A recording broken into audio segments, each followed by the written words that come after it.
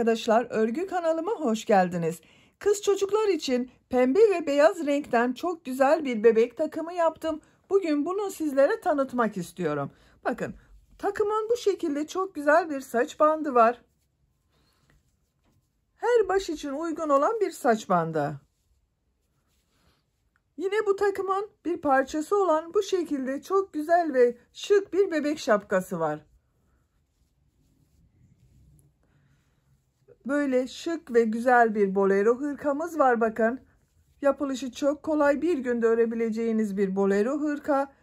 Bunların takım olarak da çok güzel ve kolay bir elbise yaptım. Yazlık bir elbise yaptım bakın. Askılı, çok şık ve güzel arkadaşlar.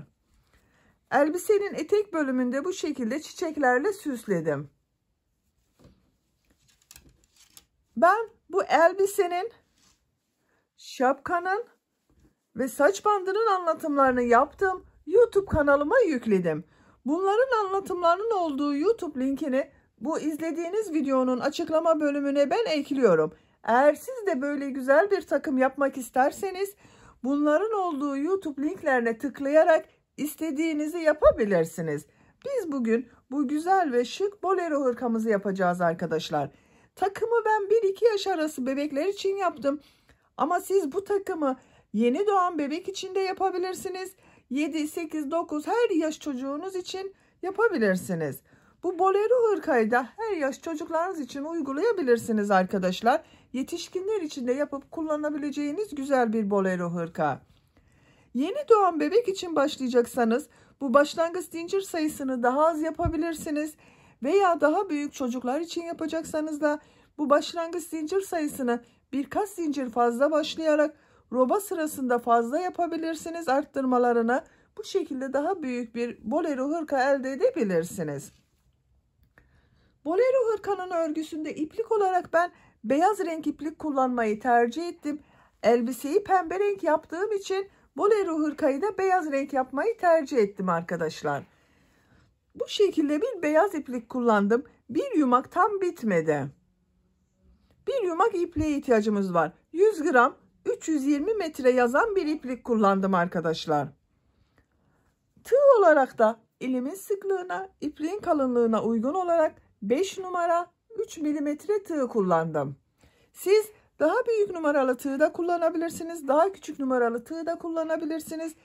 Benimle aynı sayıda başlayıp daha küçük numaralı bir tığ kullanırsanız ve eliniz de sıkıysa sizin yaptığınız örgü daha küçük olacaktır arkadaşlar. Bunu unutmayın.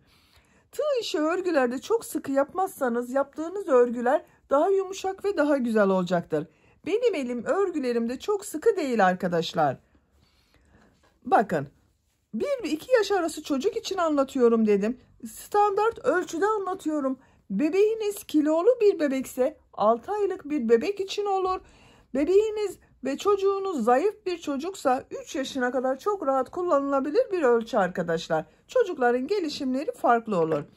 Roba bölümüne bu şekilde bir tane düğme yaptım.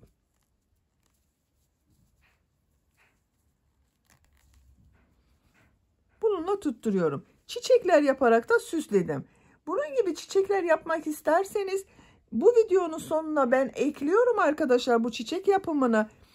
Eğer detaylı isterseniz de bu çiçeğin olduğu YouTube linkini de bu videonun açıklama bölümüne ekliyorum. Oradaki linke tıklayarak kolay tığ işi çiçek linkine tıklayarak bu çiçeklerden yapabilirsiniz. Veya istediğiniz gibi süsleme yapabilirsiniz arkadaşlar. Hazırsanız ipliği, tığı hazırlayalım. Hep birlikte bu bolero hırkanın örgüsüne başlayalım. Örgü kanalıma abone değilseniz abone olmayı unutmayın lütfen. Örgü kanalıma abone olmak ücretsiz. Örgü kanalıma ücretsiz abone olup orada bulunan zil şeklinde dokunarak açık yaparsanız kanalıma video yüklediğim zaman ilk önce size bildirim gelir. Örgülerimden herkesten önce sizin haberiniz olur. İzlediğiniz videolarıma beğeni ve yorumlarınızı da yaparsanız çok sevinirim arkadaşlar. Örgü kanalıma ücretsiz abone olup beğeni ve yorumlarıyla da destek olan arkadaşlara ayrıca teşekkür ederim. Hepinize kolay gelsin. İyi çalışmalar. Örgüye yaka başlangıcı için zincir yaparak başlıyoruz. Zincir yapabilmek için ilk ilmeği ben bakın bu şekilde yapıyorum. Size nasıl kolay geliyorsa ilk ilmeği öyle yapabilirsiniz. Zincirleri yapmaya başlıyorum. Çok sıkı zincirler yapmıyorum arkadaşlar. Bakın. Sıkı zincirler yapmıyorum. 70 zincir yapalım. 70 zincir yaptım. Bakın çok sıkı yapmadım arkadaşlar zinciri. Tığ işi örgülerde elinizi çok sıkı yapmazsanız yaptığınız örgüler daha düzgün ve daha güzel görünür. Bu 70 zincirin kaç santimetre olduğunu ölçüyorum.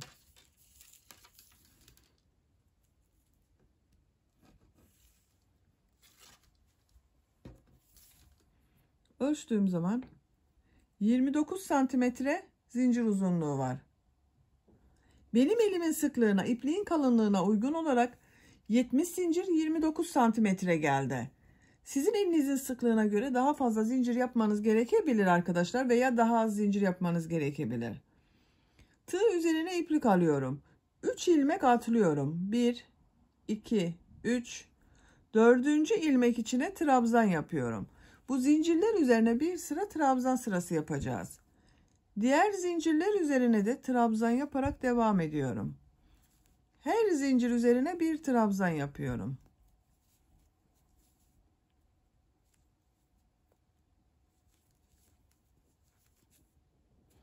Bu 3 ilmek atladığımda bir trabzan arkadaşlar bakın. Sıra sonuna kadar devam edelim. Zincirler üzerine trabzanlar yaparak sıra sonuna kadar tamamladım. Bir sıra trabzan yaptım bakın arkadaşlar. Trabzanlar da çok sıkı yapmadım gördüğünüz gibi. Bu 3 ilmek atladığımla birlikte bir sırada 67 trabzan oldu. Biz bugün yuvarlak roba yapıyoruz. Yuvarlak robayı yaparken bir sıra düz trabzan yapacağız. Bir sırada arttırma yapacağız dönüşümlü olarak. İkinci sıradayız. Bu ikinci sırada trabzan sırası yapıyorum ve arttırma sırası yapıyorum arkadaşlar. Bir zincir yapıyorum. Örgüyü çeviriyorum. Arttırmaları bir çift 3 tek, bir çift 3 tek trabzanlar yaparak yapıyorum. İlk 3 ilmek içine bakın trabzan yapıyorum. İlk ilmeğe trabzan yaptım. 1 2 3 1 2 3 trabzan yaptım. 4. ilmek içine 2 trabzan yapıyorum. 1 2 bakın arttırma trabzanı yaptım. 3 ilmek içine tek trabzan yapıyorum. 1 2 3 tek trabzanı yaptım. 4. ilmek içine 2 trabzan yapıyorum.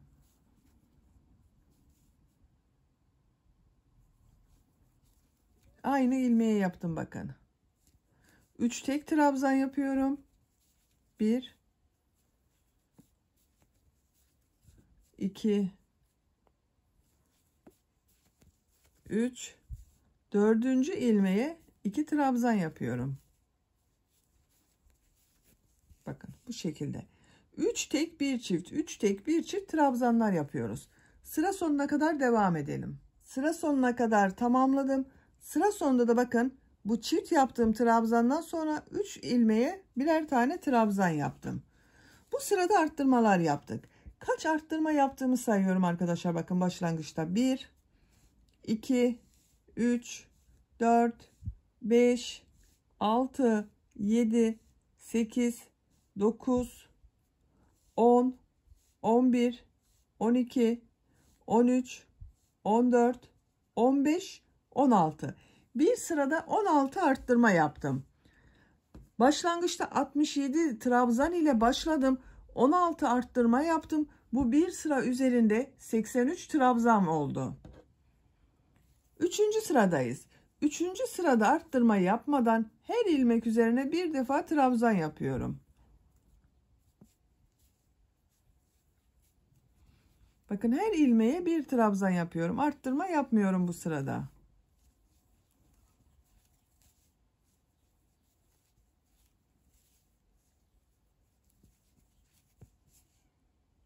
Sıra sonuna kadar devam edelim.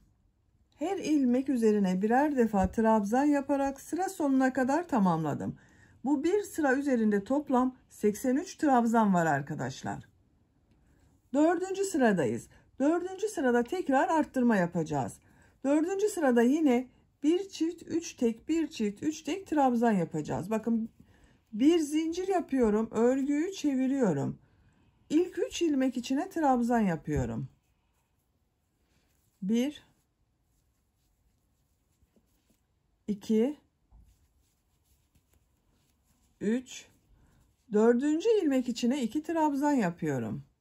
1 aynı ilmek içine yapıyorum bakın. 3 ilmek üzerine birer defa trabzan yapıyorum. 1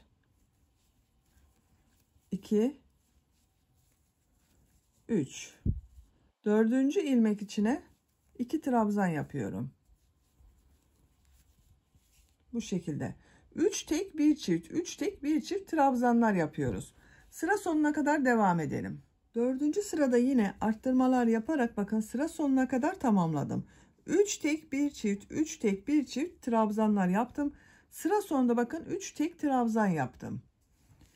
Kaç arttırma yaptığımı sayıyorum arkadaşlar. 1 2 3 4 5 6 7 8 9 10 11 12 13 14 15 16 17 18 19 20. Bir sırada 20 arttırma yaptım. Toplam trabzan sayısı 103 oldu. Bir alt sırada 83 olan trabzan sayısı bu sırada 103 oldu arkadaşlar. 5. sıradayız. Bir zincir yapıyorum, örgüyü çeviriyorum. Bu sırada her ilmek üzerine bir trabzan yapıyorum. Arttırma yapmıyorum. Bakın her ilmeğe bir trabzan yapıyorum.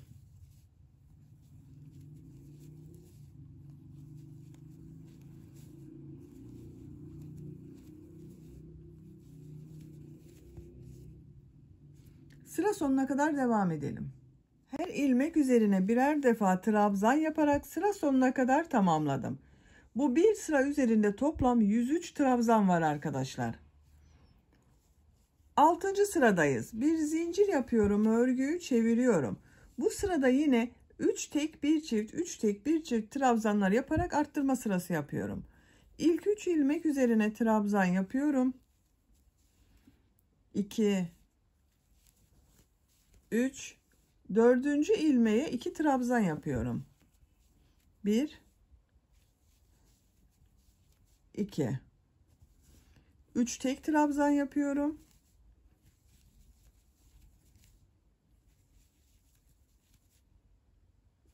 Dördüncü ilmeğe 2 trabzan yapıyorum. Bu şekilde 3 tek bir çift 3 tek bir çift trabzanlar yaparak sıra sonuna kadar devam edelim. Bir çift 3 tek bir çift 3 tek trabzan yaparak sıra sonuna kadar tamamladım. Sıra sonunda bakın bu çift trabzandan sonra 3 tek trabzan yaptım. Bu bir sırada kaç arttırma yaptığımı sayıyorum. 1 2 3 4 5 6 7 8 9 10 11 12 13 14 15 16 17 18 19 20 21 22 23 24 25 25 arttırma yaptım arkadaşlar. Toplam bu bir sırada 128 trabzan oldu. 7. sıradayız. 7. sırada arttırma yapmadan düz trabzanlar yapıyorum. Bir zincir yapıyorum, örgüyü çeviriyorum. Her ilmek üzerine birer defa trabzan yapıyorum.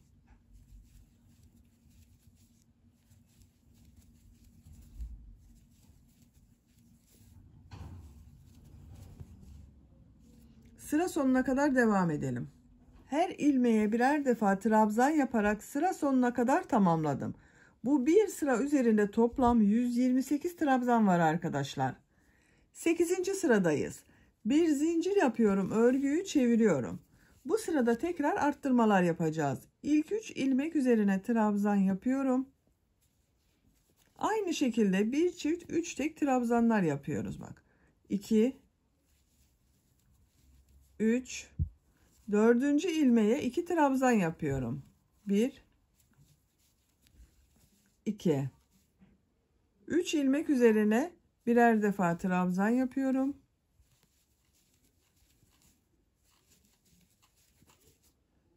Dördüncü ilmeğe 2 trabzan yapıyorum. Bir çift 3 tek, bir çift 3 tek trabzan yapıyoruz. Sıra sonuna kadar devam edelim. Sıra sonuna kadar tamamladım. Bu sırada yine bak bir çift 3 tek, bir çift 3 tek trabzan yaptım. Sıra sonunda bakın çift trabzandan sonra 1 2 3 4 trabzan oldu arkadaşlar bu sırada. Buraya kadar 3 trabzan oluyordu. Bu sırada sıra sonunda 4 tek trabzan yaptım. Kaç arttırma yaptığımı sayıyorum. 1 2 3 4 5 6 7 8 9 10 11 12 13 14 15 16 17 18 19 20 21 22 23 24 25 26 27 28 29 30 31 arttırma yaptım. Bu sırada 31 arttırma yaptım. Toplam trabzan sayısı 159 oldu.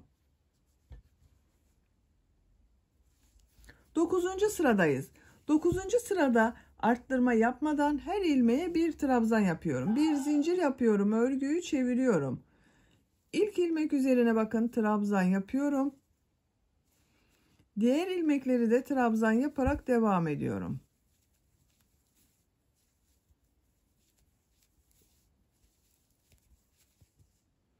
Sıra sonuna kadar devam edelim. Her ilmeğe birer defa trabzan yaparak sıra sonuna kadar tamamladım. Bu 9. sıra üzerinde de bir sırada 159 trabzan var arkadaşlar. Bakın.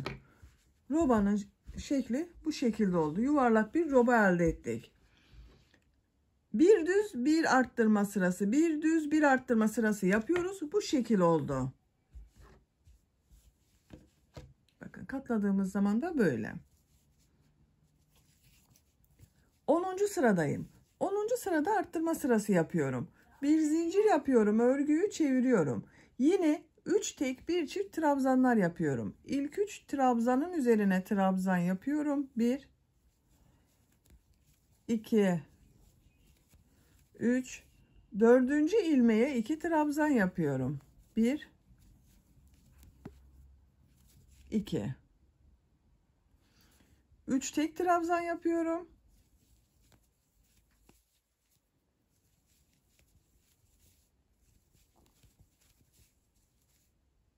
Çift trabzan yapıyorum. Yine bir çift 3 tek, bir çift 3 tek trabzanlar yaparak sıra sonuna kadar devam edelim. Bir çift 3 tek, bir çift 3 tek trabzan yaparak sıra sonuna kadar tamamladım.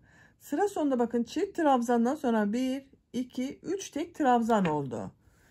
Kaç arttırma olduğunu sayıyorum arkadaşlar. 1 2 3 4 5 6 7 8 9 10 11 12 13 14 15 16 17 18 19 20 21 22 23 24 25 26 27 28 29 30 31 32 33 34 35 36 37 38 39 arttırma trabzanı yaptım.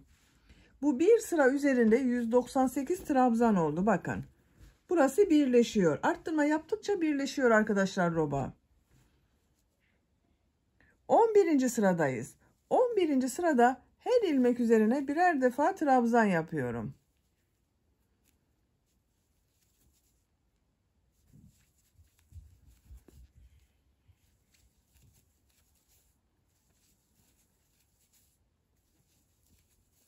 Bakın.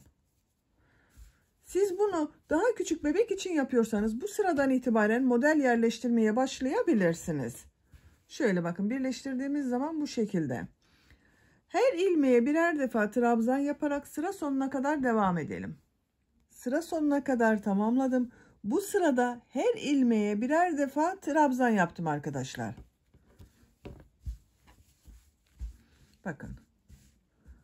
Ön patlar birleşti burada. Ben bir sıra daha trabzan sırası yapmak istiyorum. Aynı sayı ile devam ediyorum. Arttırma yapmıyorum. Ben bugün 1-2 yaş arası çocuk için yapıyorum. Bu sayı ile devam ediyorum. Siz daha büyük çocuklar için yapacaksanız bir sıra daha arttırma yapabilirsiniz. Bir zincir yapıyorum. Örgüyü çeviriyorum. Her ilmek üzerine birer defa trabzan yapıyorum.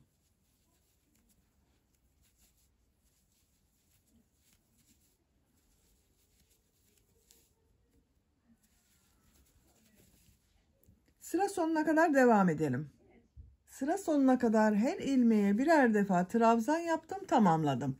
2 sıra bakın trabzan sırası yaptım arkadaşlar, arttırma yapmadan. Kaç sıra roba olduğunu sayıyorum. 1, 2, 3, 4, 5, 6, 7, 8, 9, 10, 11, 12. 12 sıra roba oldu. Bu sıradan itibaren model yerleştirmeye başlıyorum. Bakın bu şekilde oldu. Santimetre olarak da ölçelim. Ölçtüğüm zaman 11 santimetre roba yüksekliği var.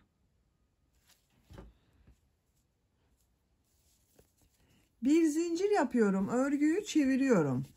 İlk 2 ilmek üzerine trabzan yapıyorum. 1, 2. Tığ üzerine iplik alıyorum. 1, 2, 3 ilmek atlıyorum. 4. ilmek içine trabzan yapıyorum bakın. Bu ilmeğe 3 trabzan, 2 zincir, 3 trabzan yapıyoruz. 2,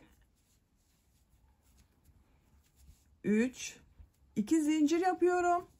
Aynı ilmeğe 3 trabzan daha yapıyorum. 1, 2,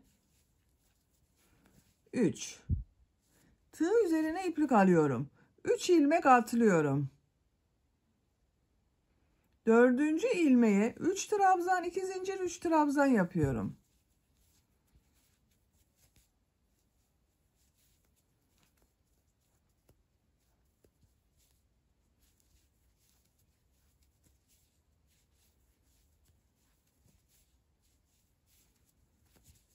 Üç trabzan, 2 zincir, 3 trabzan yaptım. Tığ üzerine iplik alıyorum. 3 ilmek atlıyorum. 4. ilmeğe 3 trabzan, 2 zincir, 3 trabzan yapıyorum.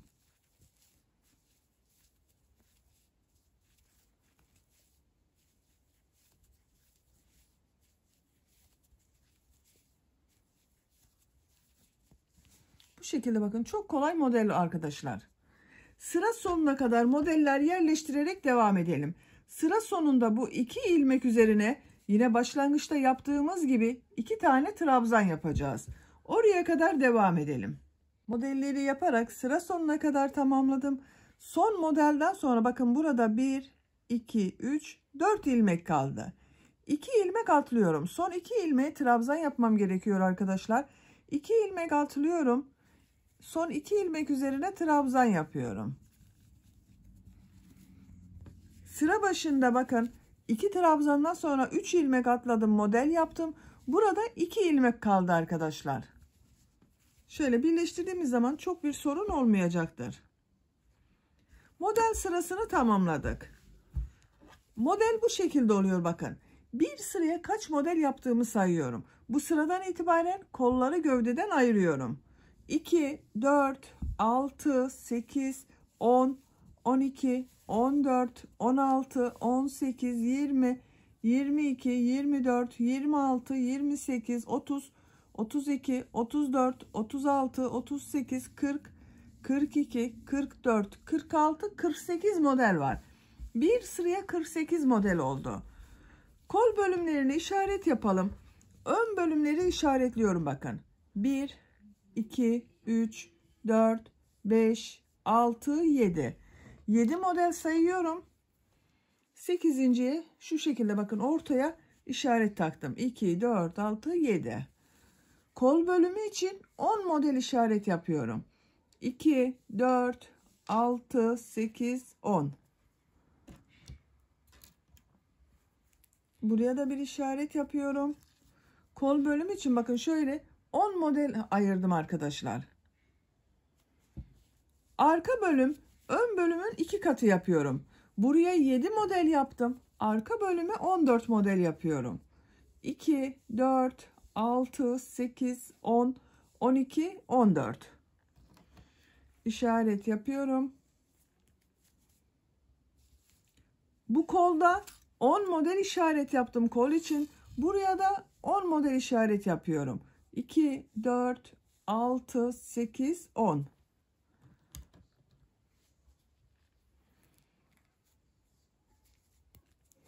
Bakın geriye 2, 4, 6, 7 model kaldı. Diğer ön bölüm için de 7 model oldu. Şu şekilde bakalım. Ön bölümleri, arka bölümü işaretledik.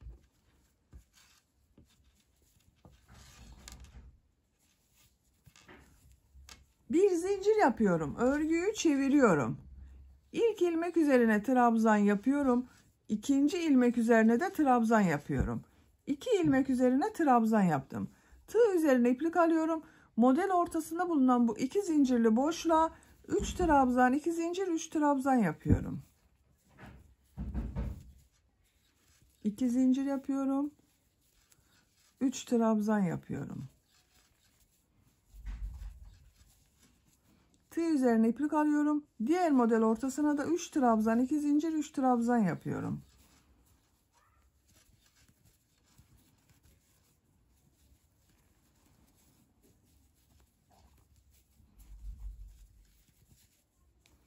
Diğer model ortasına da aynı şekilde 3 trabzan, 2 zincir, 3 trabzan yapıyorum.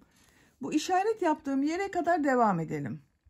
İşaret yaptığım yere kadar 7 model yaptım. Bakın 1, 2, 3, 4, 5, 6, 7. Tığ üzerine iplik alıyorum. Kol için işaret yaptığım bu 10 modeli atlıyorum. 1, 2, 3, 4, 5, 6, 7, 8, 9, 10. Bu işaretten sonra bulunan model ortasına 3 trabzan, 2 zincir, 3 trabzan yapıyorum.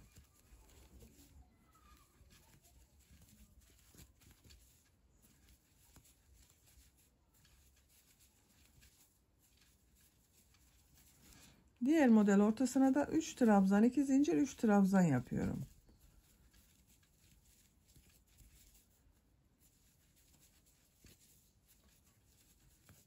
Bakın. Kol altını bu şekilde birleştirdik arkadaşlar. Diğer işaret yaptığımız yere kadar arka bölümde bulunan modelleri yapalım. Arka bölüm için olan modelleri bu işaret yaptığım yere kadar tamamladım. Son modeldeyim. Tığ üzerine iplik alıyorum. Kol için ayırdığım bu 10 modeli atlıyorum. 2, 4, 6, 8, 10. İşaretten sonra bulunan bu ilk modelin ortasına 3 trabzan, 2 zincir, 3 trabzan yapıyorum.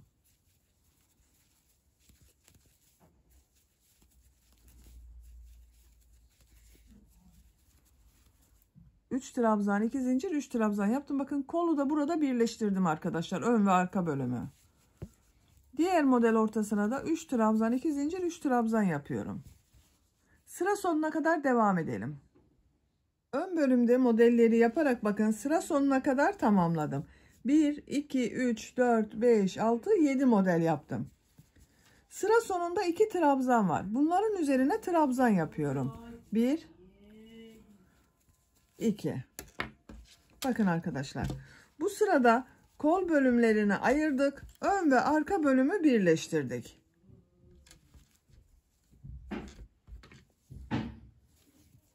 Bir zincir yapıyorum. Örgüyü çeviriyorum. İlk 2 ilmek üzerine trabzan yapıyorum. 1, 2. Model ortasına 3 trabzan, 2 zincir, 3 trabzan yapıyorum. 2, 3, 2 zincir, 3 trabzan yapıyorum. Diğer model ortasına geçiyorum. 3 trabzan, 2 zincir, 3 trabzan yapıyorum. Bu sırada 3 trabzan, 2 zincir, 3 trabzan yapıyoruz yine arkadaşlar. Bakın. Her model üzerine 3 trabzan, 2 zincir, 3 trabzan yaparak sıra sonuna kadar devam edelim. Modelleri yaparak sıra sonuna kadar tamamladım. Sıra sonunda bu 2 trabzanın üzerine yine trabzan yapıyorum. Bakın. İpliği ben burada kesiyorum arkadaşlar. Mini bir bolero hırka yapıyorum bugün. İpliği burada kesiyorum. Bakın. 3 sıra model yaptım. Siz tercihinize göre bir sıra daha model yapabilirsiniz. Ben 3 sırayı yeterli görüyorum. Şu şekilde oldu bakın. Arka görüntüsü de böyle bakın. Şimdi kollarını da yapalım.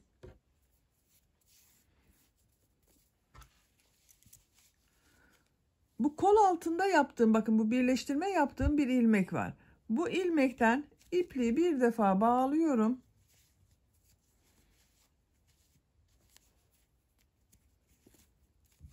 Buradan ilmek yapıyorum. Bu ilmek ile bakın, bu ilk ve son model var. Bu ve bu model var. Bunları birleştiriyorum arkadaşlar şu şekilde. Burada bir açıklık olsun istemiyorum kol altında. Onun için ilmek kaydırma yaparak bakın burayı birleştirdim. Kol altının görüntüsü böyle oldu. 3 zincir yapıyorum. Bu ilk bakın buraya 2 trabzan yapıyorum. Bu 3 zincir yaptığımda 1 trabzan. 1, 2, 3 oldu. 2 zincir yapıyorum. 3 trabzan yapıyorum. Diğer model ortasına da 3 trabzan, 2 zincir, 3 trabzan yapıyorum.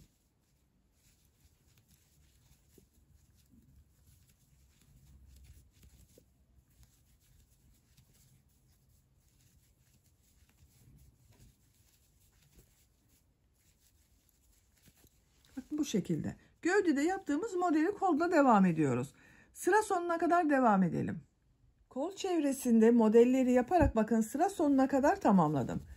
Kol başlangıcında bakın bu birleştirdiğim yerde bulunan 2 zincirin üzerine model yaptım. 1, 2, 3, 4, 5, 6, 7, 8, 9 model oldu.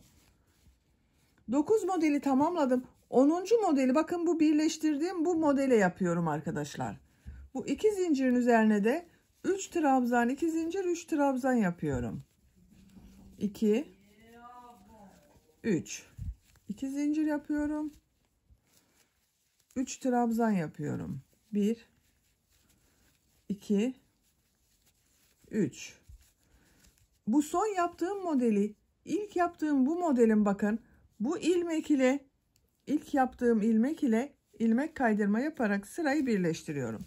Bakın kol için burada 1, 2, 3, 4, 5, 6, 7, 8, 9, 10 model oldu. Örgüyü çeviriyorum. İlmek kaydırması yaparak bu ilk modelin ortasına geçiyorum. İlk ilmeğe bakın tığ taktım, ilmek kaydırması yapıyorum. İkinci ilmeğe ilmek kaydırması yapıyorum. Üçüncü ilmekten ilmek kaydırması yapıyorum. 2 zincirli boşluğa da ilmek kaydırma yapıyorum. Bakın 2 zincirli boşluktayım. 3 zincir yapıyorum. Buraya 2 trabzan, 2 zincir, 3 trabzan yapıyorum. Bu 3 zincirde 1 trabzan oluyor. Bakın 2, 3 trabzan oldu. 2 zincir, 3 trabzan. Diğer model ortasına da 3 trabzan, 2 zincir, 3 trabzan yapıyorum.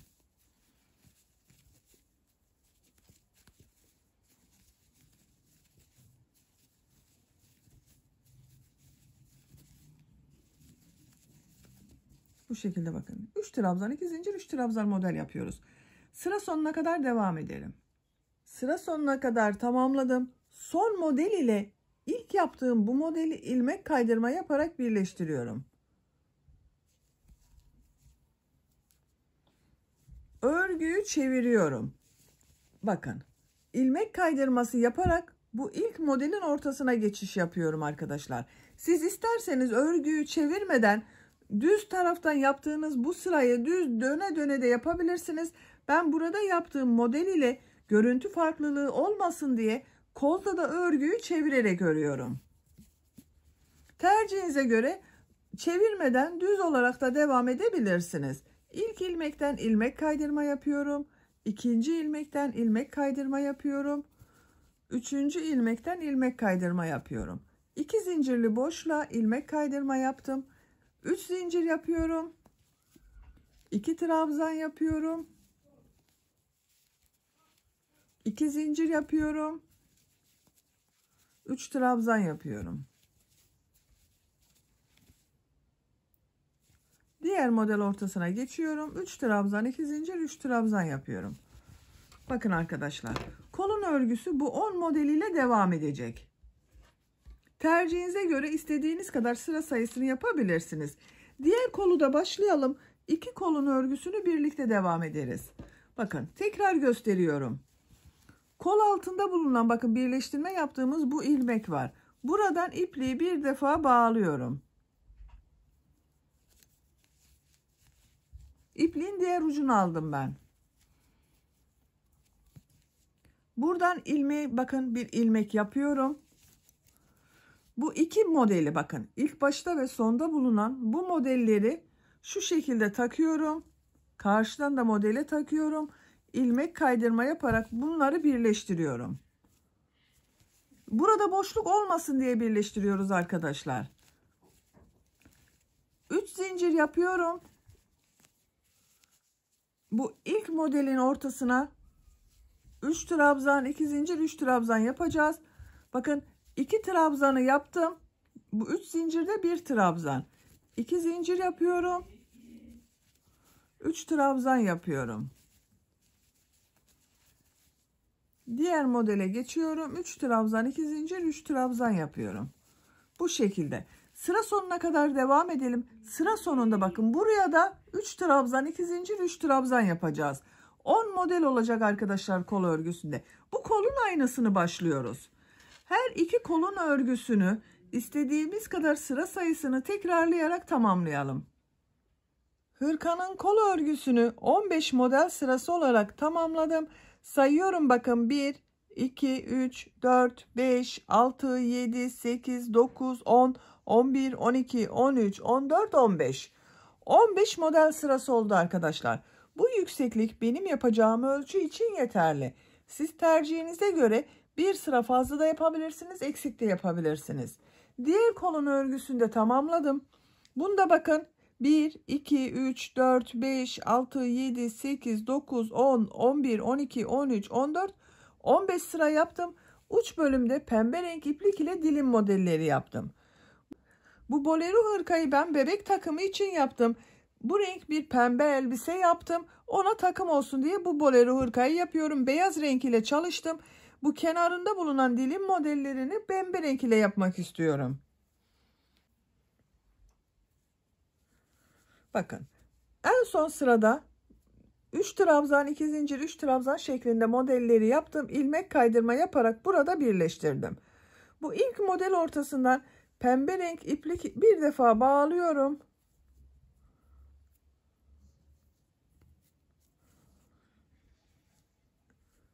Üç zincir yapıyorum. Bu model ortalarına 6'şer tane trabzan yapacağız. Bu 3 zincirde bir trabzan. 5 trabzan yapıyorum. 2 3 4 5 6. Bakın 3 zincirde bir trabzan 1 2 3 4 5 6 trabzan oldu. Tığ üzerine iplik alıyorum. Diğer model ortasına da 6 trabzan yapıyorum. 1 2 3 4 5 6. Tığ üzerine iplik alıyorum. Diğer model ortasına da 6 trabzan yapıyorum. Bu şekilde. Sıra sonuna kadar devam edelim. Sıra sonuna kadar tamamladım. Son modeli de bakın 2, 4, 6 trabzan yaptım. Son yaptığım ilmek ile ilk modelde yaptığım bu ilmeği ilmek kaydırma yaparak sırayı birleştiriyorum. İpliği kesiyorum.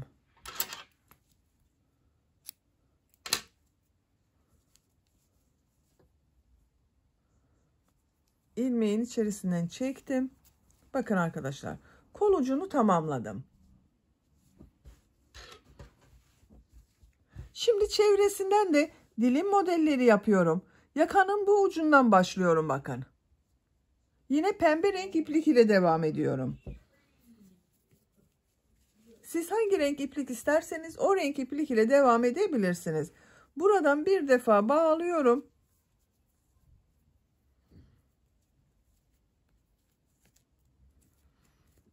Bir ilmek yapıyorum. Bakın bu ilk ilmekten bir ilmek yaptım. Tığ üzerine iplik alıyorum. Bu ilk trabzan sırasının içine 6 trabzan yapıyorum. 1 2 3 4 5 6.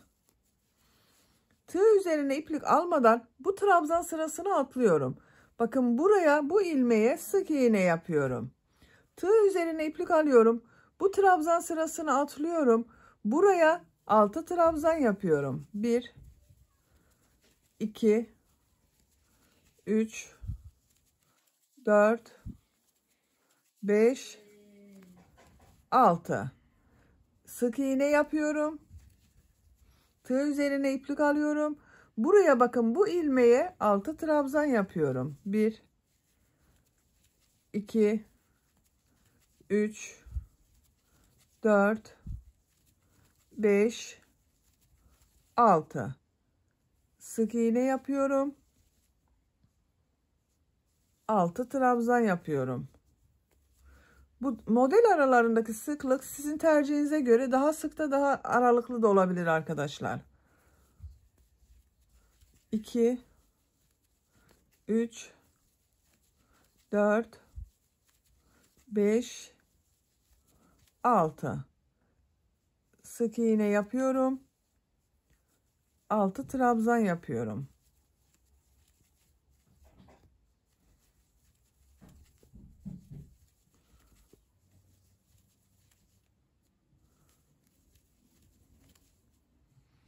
Sık iğne yapıyorum. Bakın.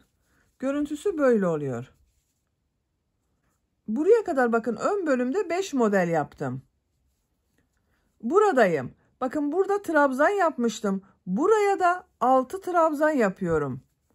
1 2 3 4 5 6. 6 trabzanı yaptım. Bu bakın, bu trabzanın üzerine sık iğne yapıyorum. Burada bir yuvarlak görüntü elde etmek istiyorum arkadaşlar. Tığ üzerine iplik alıyorum. Bakın, model yaptığımız yere geldik. Buraya 7 trabzan yapıyorum. 8 de yapabilirsiniz bunu tercihinize göre. 2 3 4 5 6 7. Bir zincir yapıyorum.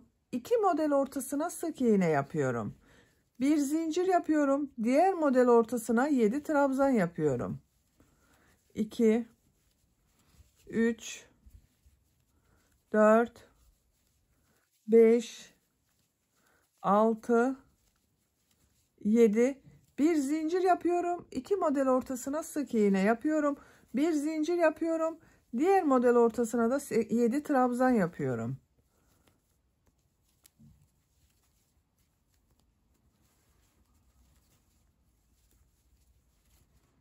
Bakın, bu şekilde oluyor. Burada dilim modelleri yaptık. Buradan dönüş yaptım. Model üzerine de 7 trabzan yapıyorum. Bir sık iğne yapıyorum. Bir zincir yapıyorum bakın aralarda. Tekrar bir zincir yapıyorum. Diğer model ortasına 7 trabzan yapıyorum.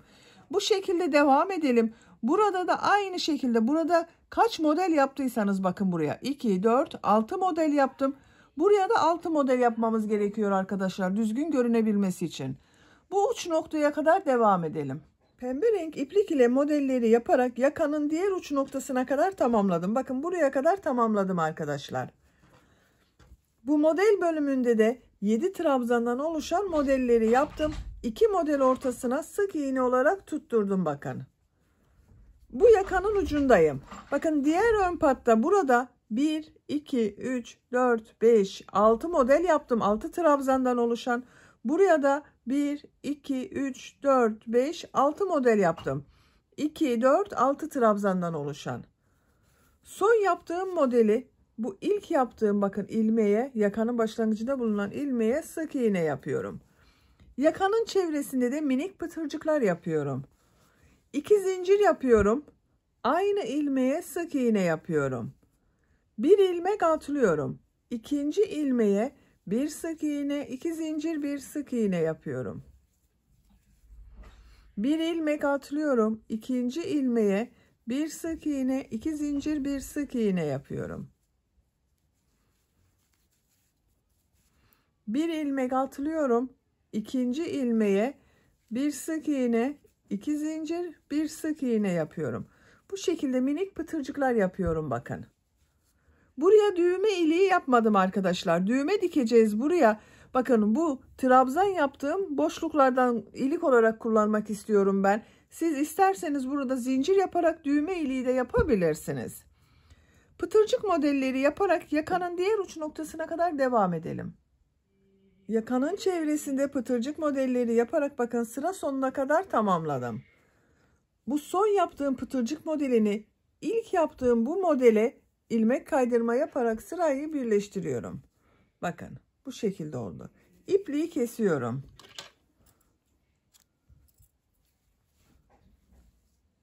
İlmeğin içinden geçirdim. Bakın bitti arkadaşlar.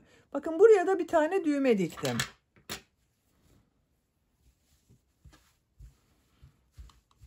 Şöyle oldu. Bakın yakanın çevresinde pıtırcık modelleri yaptım.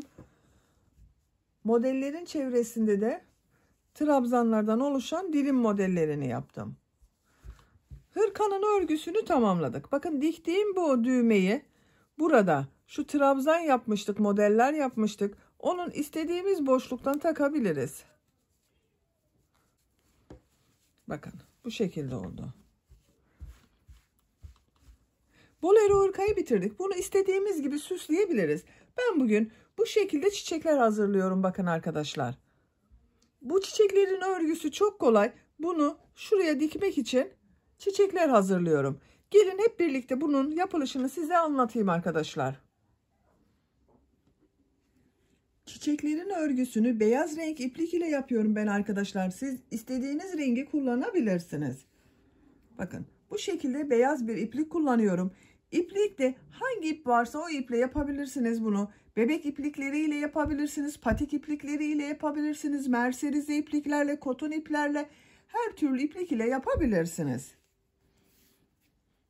Yine sihirli halka yapıyorum. Bakın şu şekilde bir sihirli halka yapıyorum. Parmağımın üzerine ipliği doladım. Doladığım iplikten bakın ilmekten iplik çekiyorum. Yavaşça parmağımdan çıkarıyorum. Bir zincir yaptım, sağlamlaştırdım. 3 zincir yapıyorum. 1, 2, 3. Sihirli halka içine sık iğne yapıyorum. Bakın böyle 5 yapraklı bir çiçek yapıyorum. 5 tane 3 zincirden oluşan yuva hazırlıyorum. 3 zincir yapıyorum. Sihirli halka içine sık iğne yapıyorum. 3 zincir yapıyorum. Sihirli halka içine sık iğne yapıyorum. 3 zincir yapıyorum. Sihirli halka içine sık iğne yapıyorum. 3 zincir yapıyorum. Sihirli halka içine sık iğne yapıyorum. Bakın 1, 2, 3, 4, 5 yuvayı yaptım. İpliğin ucunu yavaşça çekiyorum. Bu şekilde arkadaşlar. Bu ilk yaptığım yuvaya ilmek kaydırması yaparak geçiş yapıyorum. Bakın ipliği de üstte tutuyorum. Şu şekilde tığın üzerinden çıkardım. Tığ üzerinde bulunan ilmekten de çıkardım. İlmek kaydırması yaptım. Bakın bu 3 zincirli bu yuvadayım. 3 zincir yapıyorum. 1, 2, 3. Tığ üzerine 2 defa iplik doluyorum. Bu 3 zincirin içine 4 tane üçlü trabzan yapıyorum. Bakın üçlü trabzanı şu şekilde yapıyorum. Çıkardım. 2 ilmekten çektim. İplik alıyorum. 2 ilmekten çektim. İplik alıyorum. Son 2 ilmekten çekiyorum. 2 defa iplik doluyoruz. 3 defa da çıkarıyorum bakın. 1 2 3. 2 defa iplik doluyorum. 3 defa da çıkarıyorum. 2 defa iplik doluyorum. 3 defa da çıkarıyorum. 4 tane üçlü trabzan yaptım bakın. 3 zincirden sonra 1 2 3 4. 3 zincir yapıyorum. 2 3. Aynı ilmeğe sık iğne yapıyorum. Bakın 3 zincir olan yere şu şekilde sık iğne yaptım. İlk yaprağını yaptım. 3 zincir yapıyorum. Diğer yuvanın içine bakın, buraya da burada yaptığım gibi 4 tane üçlü trabzan yapıyorum. Tığ üzerine 2 defa iplik doluyorum. Üçlü trabzan yapıyorum. 1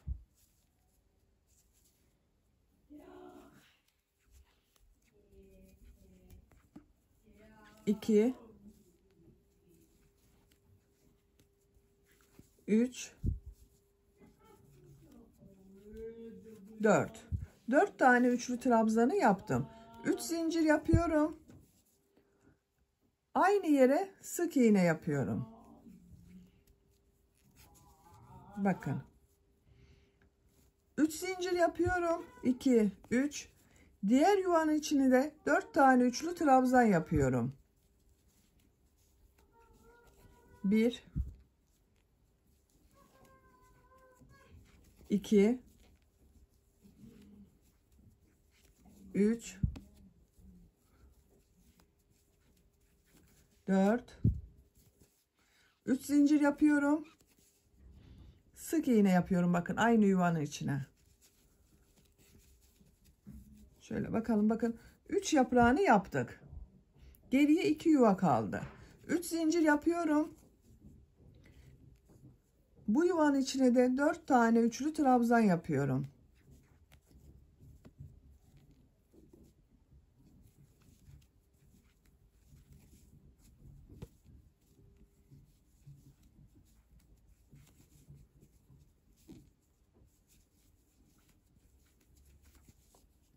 Bakın 1 2 3 4 üçlü trabzanı yaptım. 3 zincir yapıyorum. Aynı yuvaya sık iğne yapıyorum.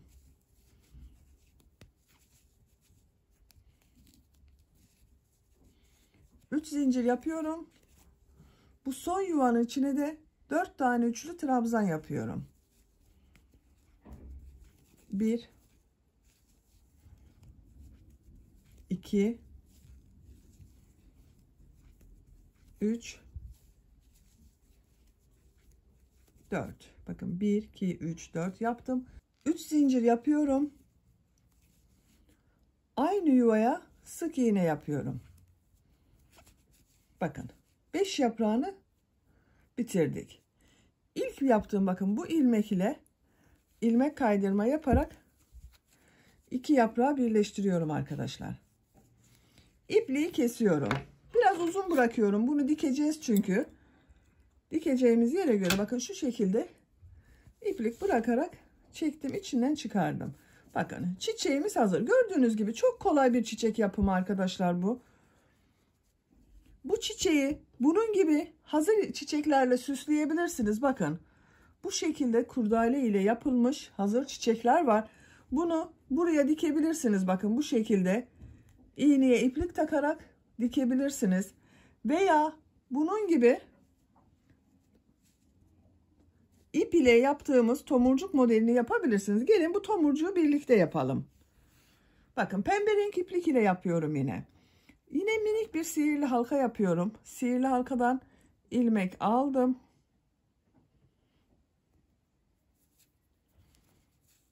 Zincir yaptım, sağlamlaştırdım. 2 zincir yapıyorum. İpliği tığ üzerine alıyorum. Bakın bu sihirli halka içine trabzan yapıyor gibi çıkardım. İkinciyi çıkarmıyorum, bekletiyorum, uzun yapıyorum ama bakın. Tığ üzerine iplik alıyorum. Trabzan yapıyor gibi çıkardım. 2 ilmekten çektim. İkinciyi yapmıyorum, bekletiyorum. 1 2 bakın. 3 4 5 ilmek alıyorum. Hepsinin içinden bir defada çekiyorum. Şu şekilde de bitirdim. Bakın. Tomurcuk modelini yaptım. İpliği kesiyorum.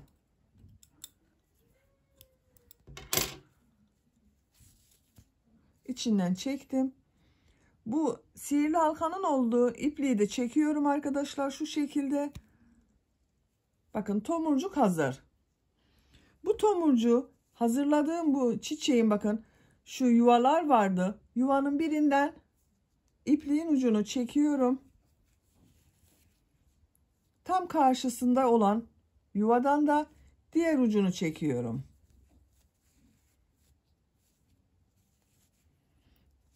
Elimizde düzeltelim. Bakın düzgün getiriyorum. Şu şekilde. Ters tarafta bunları bağlıyorum. Bakın 2 iplik ucunu sıkıca bağlıyorum.